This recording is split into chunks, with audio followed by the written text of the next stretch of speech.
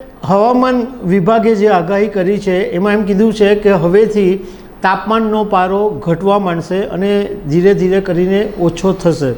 સાથે સાથે 12 જૂનથી 17 જૂન સુધીમાં કયા કયા વિસ્તારોમાં વરસાદ પડી શકે એની પણ નમસ્કાર દર્શક મિત્રો, હવામાન વિભાગે જે આગાહી કરી છે એનાથી કદાચ તમને આનંદનો અનુભવ થશે અને તમને કદાચ સારું પણ લાગશે, કારણ કે હવામાન વિભાગે 17 જૂન સુધી ક્યાં ક્યાં વરસાદ પડશે એની આગાહી કરી છે અને સાથે સાથે એમ પણ કીધું છે કે હવે તાપમાનનો પારો ઘટવાનો છે। તો એના વિશે હું તમારી સાથે વાત કરીશ। મારું નામ રાજેશ શાહ છે અને તમે જોઈ રહ્યા છો ખબર છે.com। દર્શક મિત્રો, લગભગ 16 મેથી આપણે જોઈએ તો ગરમીનો પારો આ વખતે એટલો બધો ઊંચો ગયો અને દરેક શહેરની અંદર કાળઝાળ ગરમીથી લોકો રીતસરના પરેશાન થઈ ગયા હતા। અને સુરતની વાત કરીએ તો સુરતમાં ગરમી કરતાં પણ બફારાનું પ્રમાણ એટલું બધું છે કે લોકો ત્રાહીમામ પોકારી ગયા છે।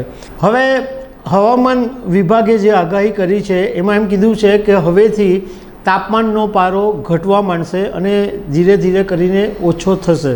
સાથે સાથે 12 જૂનથી 17 જૂન સુધીમાં કયા કયા વિસ્તારોમાં વરસાદ પડી શકે એની પણ વાત હવામાન વિભાગે કરી છે। તો 12 જૂન એટલે આજની જે તારીખ છે એના વિશે વાત કરીએ તો 12 જૂને પંચમહાલ, દાહોદ, મહીસાગર, વલસાડ, તાપી, ડાંગ, ભરૂચ, નર્મદા, છોટાઉદેપુર, વડોદરા, અમરેલી, ભાવનગર, ગીર સોમનાથ અને દીવ 12 તારીખે આટલા વિસ્તારોની અંદર વરસાદ પડી શકે છે। હવે 13 જૂનની વાત કરીએ તો 13 જૂને સાબરકાંઠા, ગાંધીનગર, અરવલ્લી, ખેડા, અમદાવાદ, આણંદ, પંચમહાલ, દાહોદ, મહીસાગર, વડોદરા, છોટાઉદેપુર, નર્મદા, ભરૂચ, સુરત, ડાંગ અને નવસારી। 14 જૂને સુરત, ડાંગ, નવસારી, વલસાડ, દમણ, દાદરાનગર હવેલી, ભાવનગર, ગીર સોમનાથ અને દીવમાં વરસાદ પડશે।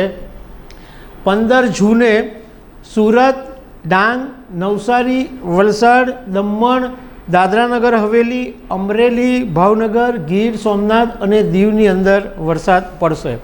16 જૂને નવસારી, વલસાડ, દમણ, દાદરાનગર હવેલી, અમરેલી, ભાવનગર, ગીર સોમનાથ અને દીવમાં વરસાદ પડશે। 17 જૂને નવસારી, વલસાડ, દમણ, દાદરાનગર હવેલી, અમરેલી, ભાવનગર, ગીર સોમનાથ અને દીવ।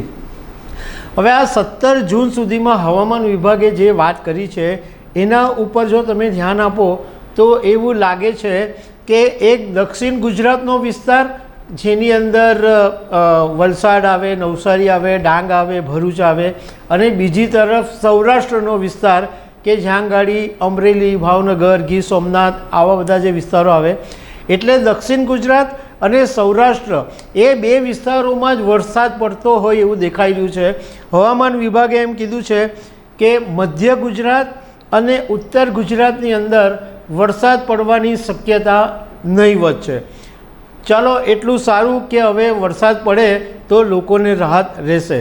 તો દર્શક મિત્રો, આવી અનેક વાતો સાથે અમે તમને મળતા રહીશું। Thank you very much.